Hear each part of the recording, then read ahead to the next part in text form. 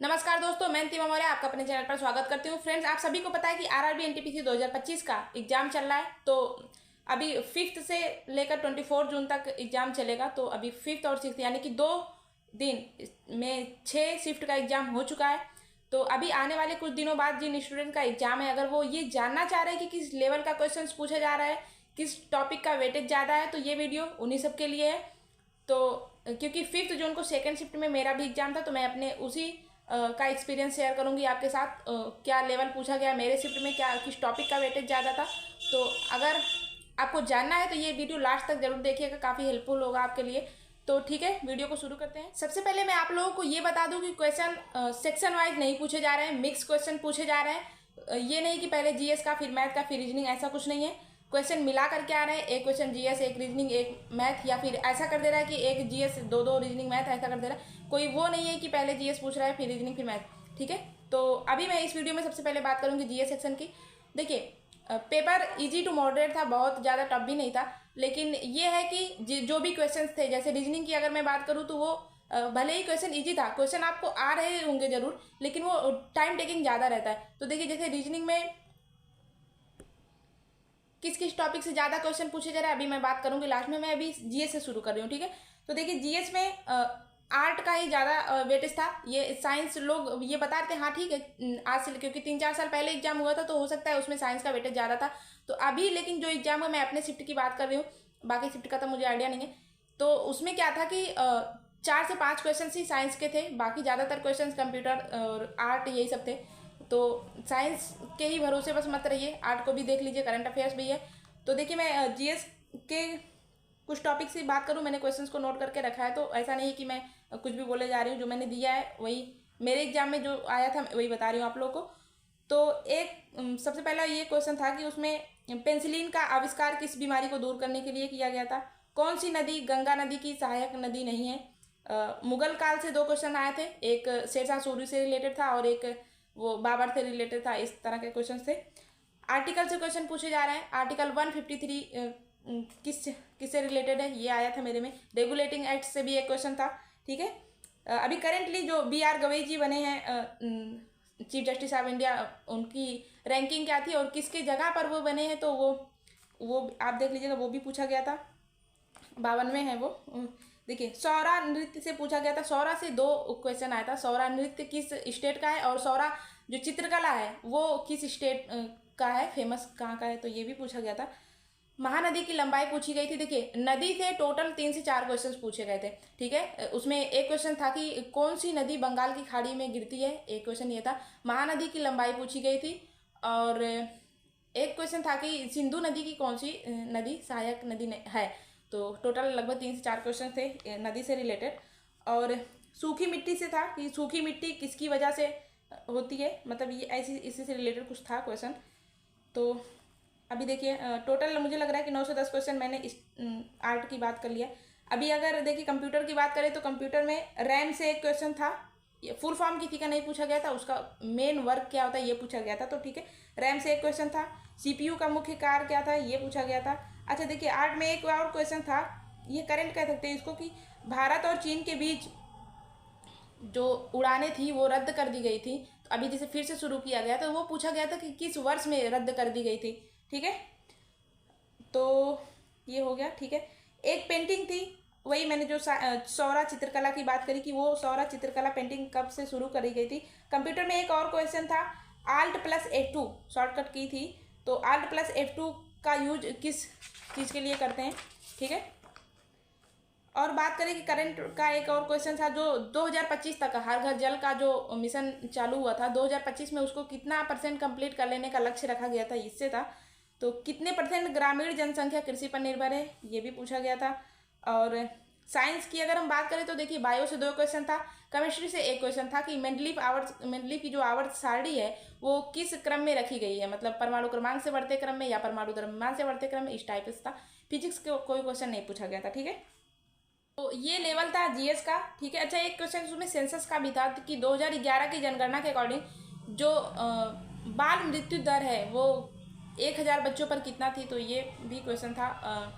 उसमें 28, 30 ये सब ऑप्शन थे, ठीक है। तो बहुत से क्वेश्चन मैंने करंट और जीएस का लगभग कंप्लीट करवा लिया, कंप्यूटर का जितना मुझे याद आया मैंने उतना नोट किया था।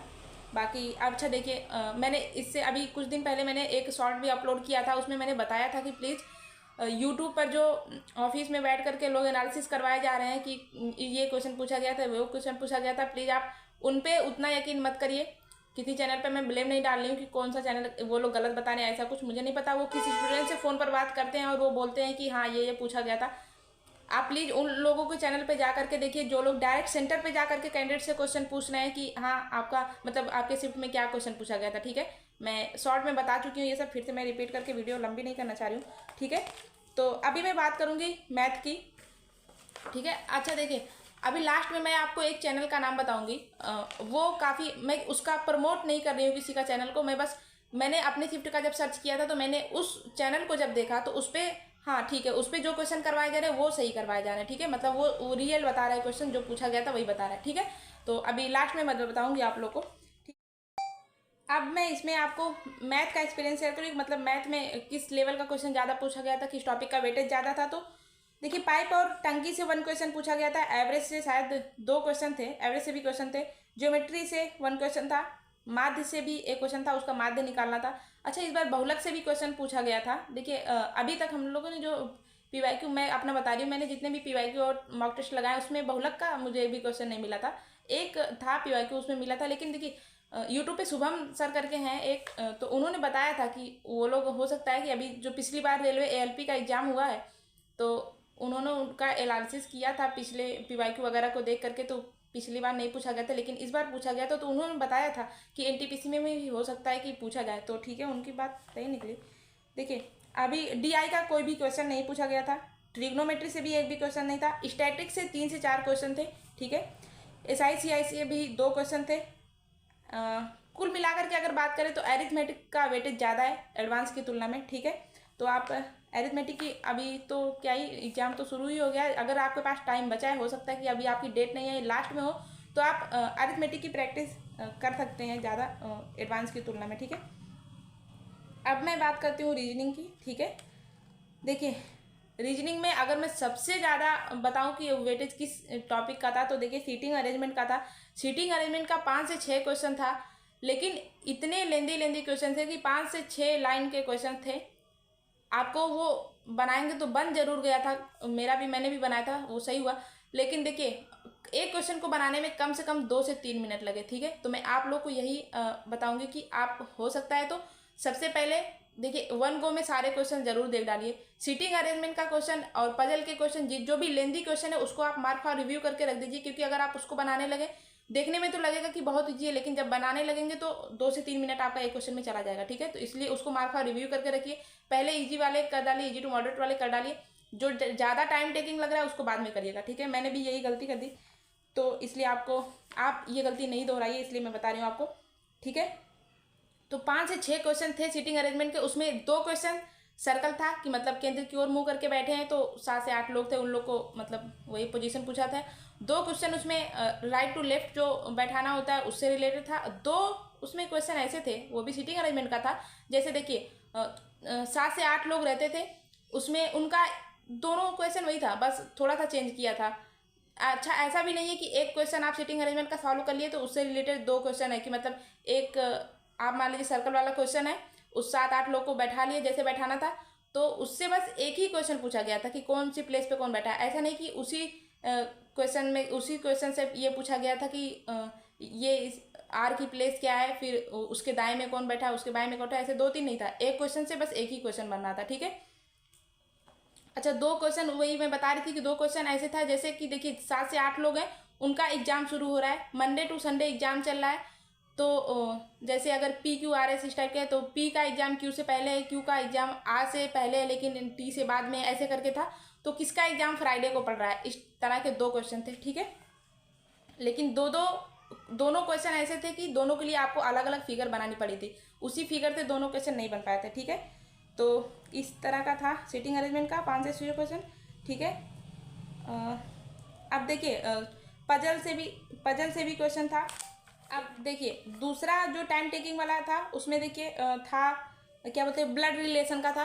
ब्लड रिलेशन का वो भी नहीं कि बहुत वो था कि मतलब सिंपल सा लैंग्वेज नहीं था उसका, वो थे ना मिरर की तरफ इशारा करके जो बोलते हैं वो उस टाइप का था। दोनों क्वेश्चन उसी पे था, तो उसकी भी आप प्रैक्टिस करिएगा।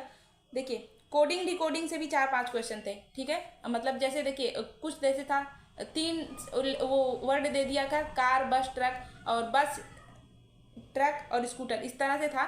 तो उसमें जैसे दोनों सेंटेंस में बस कॉमन हुआ तो बस का कोड क्या था, ठीक है, इस तरह के था। 2 क्वेश्चन था इस तरह का। नंबर सीरीज से 2-3 क्वेश्चन थे, अल्फाबेटिकल सीरीज से भी थे 2-3 क्वेश्चन।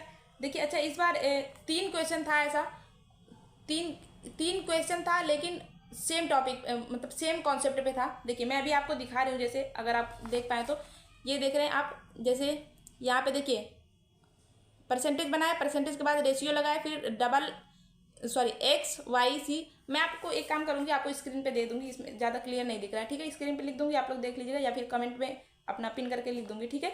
तो जैसे ऐसे था कि परसेंट बनाया, परसेंट का साइन बनाया, फिर रेशियो था, फिर एक्स वाई बी इस तरह का कोई 3 लेटर रहेगा, फिर प्रपोर्शन रहेगा, फिर से 3 लेटर रहेगा, फिर रेशियो के बाद हैशटैग का साइन रहेगा। तो उस पर पूछेगा कि जो आपको रेशियो के अगल बगल जो दे रखे हैं लेटर्स, उससे रिलेटेड परसेंटेज और हैशटैग की जगह पर क्या आएगा। ऐसे बताने में आप उतना अच्छे से नहीं समझ पा रहे हैं, मैं आपको कमेंट बॉक्स में या स्क्रीन पर दे दूंगी, ठीक है। सॉरी। देखिए इमेज से कोई क्वेश्चन नहीं था, मतलब जो फोल्ड करके रखा होता है उसको ओपन करने पे कौन सा स्केच बन रहा होता है, उससे ये इस टाइप का जो क्वेश्चन होता था उससे नहीं था। कैलेंडर और क्लॉक से भी कोई क्वेश्चन नहीं था, फिगर काउंटिंग से भी कोई क्वेश्चन नहीं था, ठीक है, मिरर इमेज वगैरह से भी कोई क्वेश्चन नहीं था, ठीक है। और ठीक है मैं मुझे लग रहा है कि मैंने सारे लगभग बता लिया, जितना मुझे याद आया मैंने वो सब आपको बताया, आपके साथ शेयर किया, ठीक है। तो बाकी और भी अगर मुझे क्वेश्चंस याद आएंगे बाद में, अभी तो मुझे जितना याद आ रहा था मैंने कर लिया था, वो मैं बाद में आपको एक और वीडियो बना दूंगी। अगर आप चाहें कि उसके मतलब सॉल्यूशन के साथ वीडियो बनाऊंगी तो आप प्लीज़ कमेंट करिएगा। मैं ज़्यादा वीडियो लंबी ना हो, बस इसलिए आपको अभी एक ओवरव्यू दिया है कि मतलब क्या लेवल था, क्या टॉपिक पे फोकस था, ठीक है। तो